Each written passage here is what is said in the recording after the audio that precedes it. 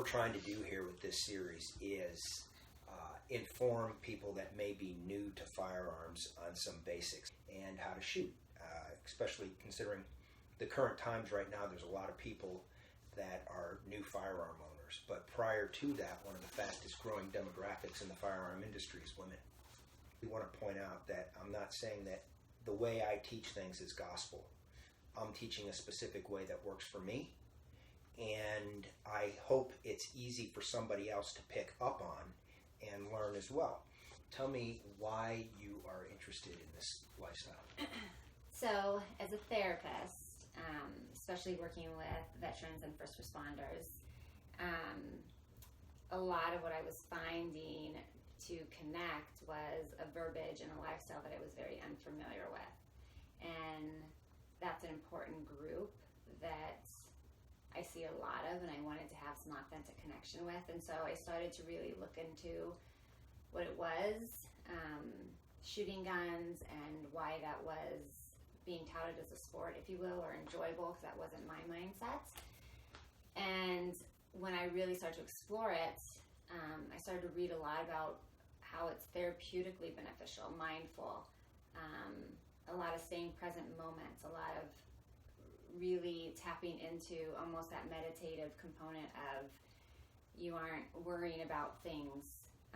Depression lives in the past with, the would've and the could've, and the anxiety lives in the future with the what ifs, and that none of that existed when my clients were shooting. And so I started to really explore that. And on top of which, then I started to feel a little bit kind of like, as just a woman and a mom, am I doing my absolute best to maintain my own safety? What did you think about firearms 5 years ago?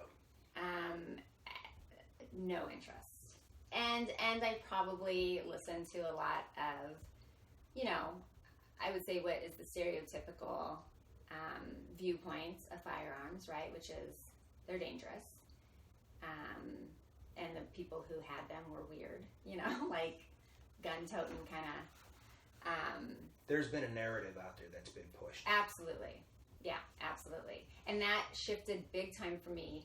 I'd like to say it shifted big time for me when I became a mom, but that actually wasn't what did it. What did it was my clientele and being exposed to a whole different group of people that were honestly some of the most genuinely amazing people that liked something that I knew nothing about, and it was serving a really good purpose. And so exploring that with women, right, that empowerment piece, you can feel really liberated, you can feel really strong, you're capable, those things that sometimes a lot of women don't feel.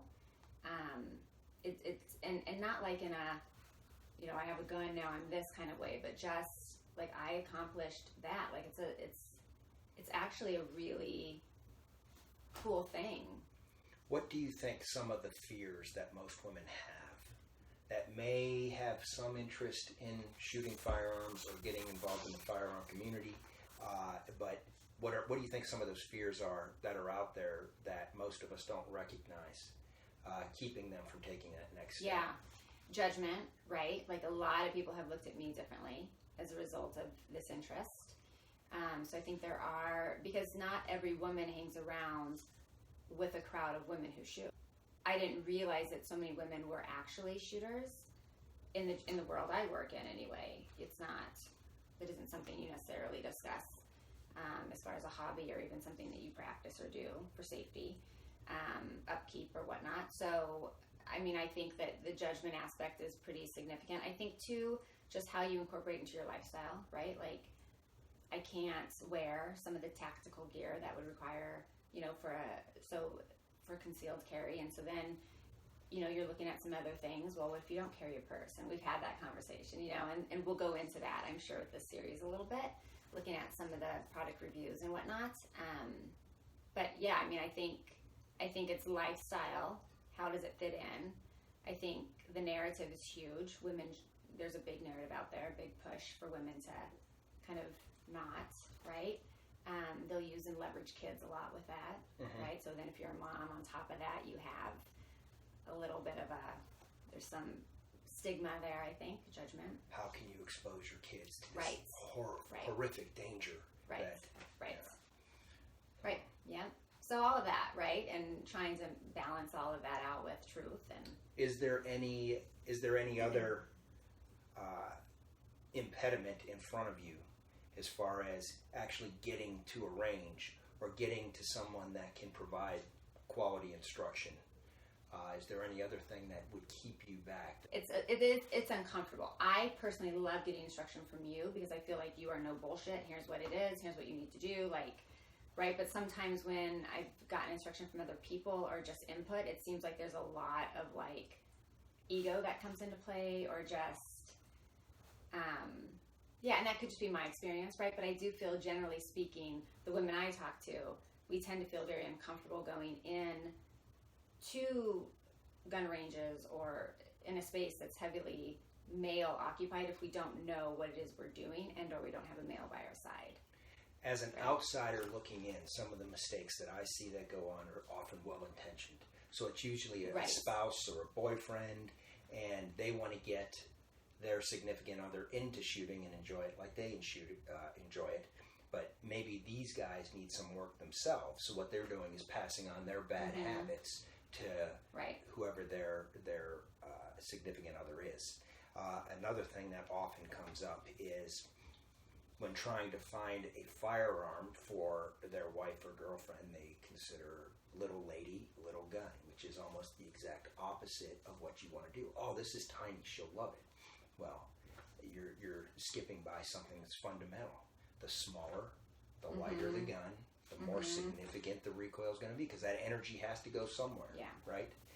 Sometimes they get them involved with the wrong caliber, and if somebody's already on edge already with shooting, and you put the wrong firearm in their hand, you give them bad information, and they go and shoot that fire. It could be a very unpleasant experience, and it doesn't have to be an unpleasant experience if you do everything the way you're supposed to do it. And that can take somebody who was on the edge to somebody that could have been an ambassador of this sport, because our Second Amendment is not going to stay around unless we get women involved in this. It just won't. Right. If you allow a constant narrative to be pushed out there that it's a false narrative, that this is an unsafe sport, this is a sport where the people are weird, this is a sport where the government will protect us. I think recent events have shown that that's not going to happen, and it's a sport that's going to provide a danger for your kids. That's a false narrative. Thank you for watching, and live in freedom every day.